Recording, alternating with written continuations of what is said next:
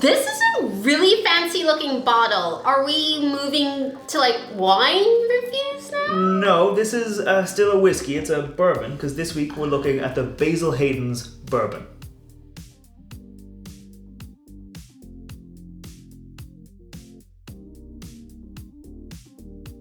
Welcome back to the channel. I'm Matt, I'm the Whiskey Nerd. I'm Rose and I'm the Whiskey Noob. And like we said, this week we're looking at the Basil Hayden's Bourbon. So we get into the glass and we'll tell you a little bit more about it. Now, I know we've been trying to find a bourbon that I would like, and I haven't been the biggest fan of most of them. I'm always willing to try a new one, especially one that it feels like there's like a bamboo belt and like a jacket thing going on, and like, what is up with the bottle? I thought we were drinking iced wine for a little bit. Yeah, Basil Hayden, well, this is a small bottle of Basil Hayden. It's a half-size bottle. Oh. But it is like, it's in a weird little area because it's kind of one of like the intro to the fancy level of bourbons. Ooh. Like, I know that a full-size bottle can get quite expensive depending on the state you are in America, depending on where you are, even in Ireland.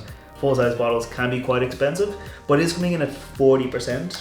Okay. So it's on the lighter side. It's as light as they can go and still call it whiskey. Ooh. So it is like kind of weird. It's in that weird little area where it's like almost a transition up to those higher end bottles. Okay. So what if this starts telling me that I have high-end taste? You might have high-end tastes. Yeah, so this whiskey it's from the Beam Suntory family, so it's part of like a big wide range, and like I said, it does fit into that kind of upper end of the lower whiskeys, or the lower end of the upper whiskey. So it's in that kind of like middle ground. All right. It used to have an age statement. It no longer has an age statement. Oh. But it is a straight whiskey, so it's at least 4 years old, because you can't call it a straight whiskey without an age statement unless it's at least 4 years old. Okay. But it doesn't have an age statement. It might just be that they're using barrels that are like 5 years old and 6 years old and 7, and they're mixing it, so they can't guarantee exactly how old it is, but it doesn't have an age statement. So minimum 4. Minimum 4, and like I said, it comes in at 40% ABV. A lot of 4s. For the 4th. As for the mash bill on this, it is 63% corn, 27% rye,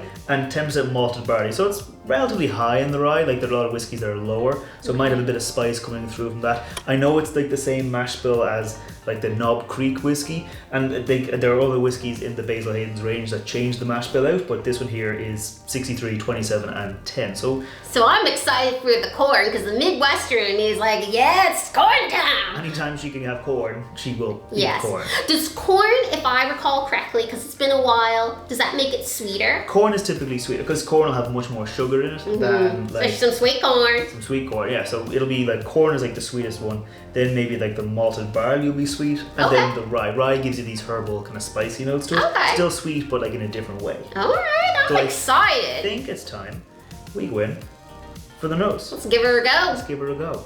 Cheers, y'all. Oh, cheers. Ooh, this smells sweet. It's sweet, yeah. I think because it's down at 40% as well, you're not getting a huge amount of that oak spice, which I know you don't really like the virgin oak, so you get much more of the sweetness. And there's no like alcohol-y tinge to it. Like, I could stick my nose all the way up in there and it still smells good. Yeah, when I reviewed this on my own a while back, before Rose was in front of the camera, when she was behind the camera, like, I was thinking that this was like really like on the low, like it'd be almost like a beginner's whiskey. Like, it was quite light, it was quite friendly, quite approachable. Like, it wasn't for like those high-end drinkers, it was more for the people who are getting into bourbons, getting into finding what they like, because it's super sweet. Would you say there's any kind of like any fruity notes in Well, it's hella fruity. I'm not sure what fruit. Not like a light fruit, but like a more fruit, like it's got oomph. Bit of oomph. Like a oomph fruit. Like, you know the difference between like a juicy red apple versus like a tart green apple? It's on the juicy red apple side, but also vanilla. Definitely a lot of vanilla. Like, I almost think, if you think of like a ripe red cherry, where you get like the flesh of a cherry, it doesn't taste like the artificial cherry flavor. It actually tastes quite kind of like a grape almost. Yeah. But then when you not like a tart grape, but then when you eat it with the skin, you get that tartness. So it's like that, the kind of the well, I like my cherries very sweet. So. Yeah, so it's almost like that kind of sweet red cherry, a little bit of tartness going through from the skin, but like that. I think this just smells delightful. Yeah, like oftentimes on bourbons, I get a little like peanut brittle. Like peanut with caramel, with vanilla, that kind of. That sounds yummy. Yeah, would you get that? I'm not sure if I smell peanut brittle itself, or I'm just remembering the great memory that peanut brittle gives me, and now I'm associating that with this. Okay. Anything else coming through? Or do you want to go in for the palate? Palate, I want to try it. Palate time. Cheers. Cheers. All right. All right. There's some spiciness to this. Yeah. But not like, oh, what is it? What is it? Pepper. Okay. Would you say black pepper, white pepper? White pepper. Like white pepper. Yeah, it's not like that freshly cracked black pepper, that kind of. Say that 5 times fast. Freshly cracked black pepper. It's not as sweet, I'd say. The nose, very sweet.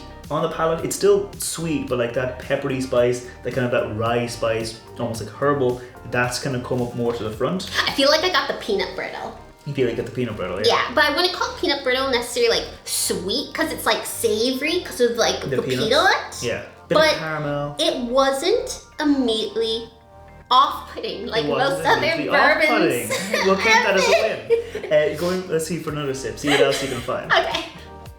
I'll say the mouthfeel is quite light.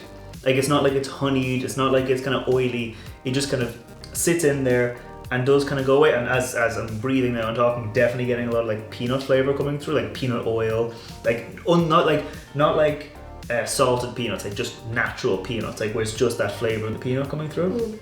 This is the best bourbon I've had. The best bourbon she's had. Yeah, it's very clearly the best bourbon I've had. I feel like there must be a thing about bourbons where there's like this, I don't know. I don't want to call it harshness, but there's this tang to it that I just don't get in the smoothness of Irish whiskey. But compared to the other bourbons, this is a clear favorite. Yeah, I think it's because it's down to that 40%, so it doesn't have that like that bite of oak. We've tried a few that are very I don't like oak. Oaky bourbons, like they're like double oaked or like they're heavy in the oak. Yeah. You don't typically like that. Yeah, but I like the good double oaked whiskey, Irish whiskey. Yeah, but those will typically, because it'll be an ex-bourbon barrel, so all that char will be taken off and just leaving like all that sweetness. Okay. So I think it's the oak that you don't really like. Yeah, not the oaky kind of girl. No, but do you want to go in for the finish? Yes. See how that is, and then maybe give our final thoughts, although we already have a bit of a spoiler, we know she likes it.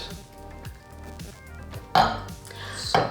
I wouldn't say that the finish is super long. No. It's there, but it's quite light and it ends quickly. Yeah, it's like I go saying, like with the fact that it's down at 40%, yeah, like it is going to give you a short finish. Like the mouth feels quite light, so nothing, it doesn't really stick to you. Yeah, it just kind of, it's there, like I was saying, breathing, getting a bit of peanuts, little bit of oak, none of that citrus, none of that kind of fruity notes, none of that any kind of flavor we were getting from the nose on those kind of fruity flavors. Yeah.